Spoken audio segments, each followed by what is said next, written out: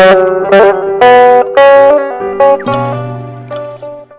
assalamualaikum warahmatullahi wabarakatuh. Kamu yang lagi hamil ataupun yang mau deket-deket lahiran dan udah punya ancang-ancang mau melahirkan normal ataupun mau melahirkan seksio sesaria, pasti sudah mempertimbangkan apa kelebihan dan juga kekurangan kedua proses persalinan itu, ya kan Mak? Nah, kali ini Mama Nande, saya Bidan Febrina Oka, ownernya Sekolah Emak, akan membahas kalau kamu melahirkan normal, apa saja sebenarnya kelebihan dan kekurangan dari proses persalinan tersebut. Dan kalau kamu melahirkan secara operasi seksio sesaria, apa kelebihan dan juga apa kekurangan dari proses persalinan tersebut. Di video kali ini Mama Nande akan bahas itu. Jangan lupa subscribe YouTube Sekolah Emak dan juga follow Instagram @sekolah_emak supaya Mama Nande makin semangat lagi buat video-video yang bermanfaat untuk ibu dan bayi dan mudah-mudahan menginspirasi. Sekarang kita ngobrolin dulu melahirkan normal ya Mak ya. Jadi melahirkan normal itu adalah proses melahirkan bayi dan juga plasenta langsung dari jalan lahir atau per vagina. Jadi kelebihan dari melahirkan secara normal itu yang pertama, proses pemulihan kamu melahirkan di klinik bidan ataupun di rumah sakit itu lebih cepat. Jadi 24 sampai 48 jam pasca melahirkan biasanya kalau di klinik bidan ini ya, itu kamu udah bisa pulang ke rumah ya. Nah, yang kedua, bonding antara kamu dan juga bayi kamu itu jadi lebih cepat. Ya, jadi misalnya belajarnya bayi di awal-awal kelahiran ya, belajar menyusui itu jadi lebih gampang. Proses inisiasi menyusui dini itu juga lebih mudah ya. Nah, kalau dia sudah melahirkan normal di awal ya atau di persalinan pertama, harapan untuk melahirkan normal lagi di persalinan berikutnya tentu akan lebih besar karena bayi udah pernah keluar dari jalan lahir dan juga udah pernah teruji gitu. Jadi harapan untuk nanti melahirkan normal lagi pasti lebih besar. Ada keuntungan, ada juga kekurangan ya. Jadi kekurangannya itu kalau misalnya nih proses persalinannya gagal ya. Jadi langkah berikutnya apa? Yaitu cepat-cepat melahirkan secara seksio sesaria. Artinya kita udah pernah merasakan nyerinya kontraksi dan kita juga merasakan sakitnya operasi seksio sesaria. Jadi 2 kali kita merasakan sakit Mak. Yang kedua, kalau misalnya bayinya itu besar dan bayi dengan tenaga ibunya tidak bisa dilahirkan, walaupun sebenarnya kepala bayinya itu udah nampak di jalan lahir, tindakan berikutnya yang dilakukan oleh dokter adalah menarik bayi keluar menggunakan alat namanya vakum. Ya, jadi kepala bayi itu disedot oleh besi ya, kemudian ditarik keluar. Tentu ini berisiko untuk si bayi Mak ya. Jadi bayi yang mengalami kejadian vakum ekstraksi tentu memiliki risiko radang selaput otak nantinya. Nah, yang berikutnya kelemahannya ya dari melahirkan normal adalah kalau ternyata jalan lahir kita itu ternyata masih kaku gitu, otot-ototnya kaku dan tidak elastis. Jadi jalan lahir itu tidak terlalu besar untuk dilewati oleh kepala bayi. Akhirnya apa? Akhirnya harus digunting. Ya, nama perilaku ini adalah episiotomi. Artinya bagian perineum ini harus digunting, tujuannya untuk melebarkan jalan lahir sehingga si kepala bayi bisa keluar, Ma. Nah, tentu kalau misalnya dilakukan episiotomi ataupun robek secara alami jalan lahir ini ya, tentu akan menimbulkan nyeri dan juga kerusakan pada otot-otot yang ada di vagina dan juga di lingkungan sekitarnya. Nah, Itu kelemahan melahirkan secara normal. Dan satu lagi nih, biasanya melahirkan normal itu capek, Mak. Kenapa? Karena kita menunggu proses melahirkannya itu mulai dari bukaan 1 sampai dia bukaan 10, dan dia butuh waktu. Bukan ujuk-ujuk langsung kontraksi terus tiba-tiba bukaan 10, enggak. Dia butuh waktu sekitar 12 sampai 14 jam. Ini mulai dari bukaan 2 ya. Nah, kalau misalnya dia datang udah bukaan 4, tentu kita sudah bisa prediksi nih kapan kira-kira lahir, karena dari buka 4 ke bukaan 5 untuk anak pertama biasanya dia akan kebuka 1 cm per jam. Nah, jadi itu yang perlu kamu ketahui, apa kelebihan dan juga kekurangan melahirkan secara normal ya, Mak ya. Nah, yang berikutnya kita bahas adalah proses melahirkan seksio cesaria atau C-section, apa kelebihannya dan apa kekurangannya. Jadi proses melahirkan secara operasi seksio cesaria adalah proses dilahirkannya bayi dan juga plasenta dengan melakukan sayatan ataupun insisi pada perut bagian bawah sampai dia ke rahim, dan bayi dan juga plasenta itu dikeluarkan dari jalan itu.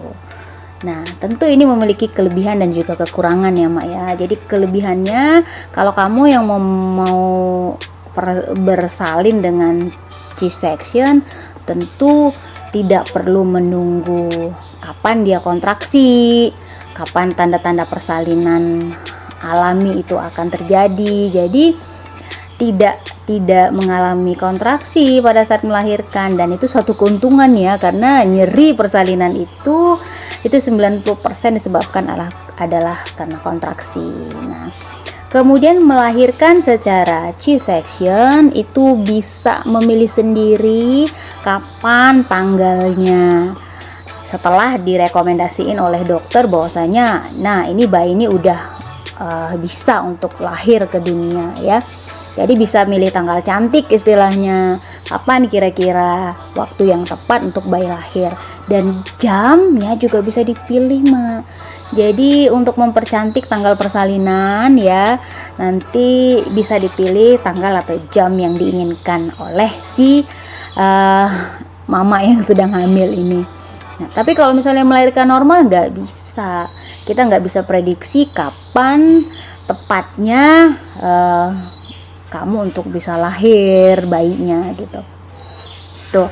Kemudian dalam persalinan normal ada beberapa situasi yang gagal gitu ya. Misalnya bayinya terlalu besar, akhirnya terjadi apa? Terjadi distosia bahu. Kepala bayi udah lahir tapi bahunya kesangkut, Mak, di jalan lahir dan gak bisa keluar.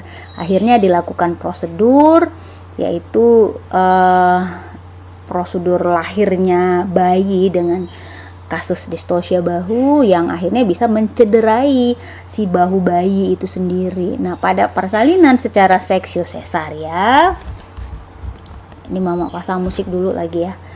Ya, secara seksio cesaria itu tidak akan terjadi ya. Jadi kegagalan dalam proses persalinan secara normal itu biasanya tidak akan terjadi pada saat proses melahirkan secara seksio cesaria. Nah, tetapi ada kelebihan, kekurangannya lebih banyak, Mak, dibanding persalinan normal. Jadi kekurangan pada saat kamu melahirkan secara seksio, yang pertama pemulihannya lama.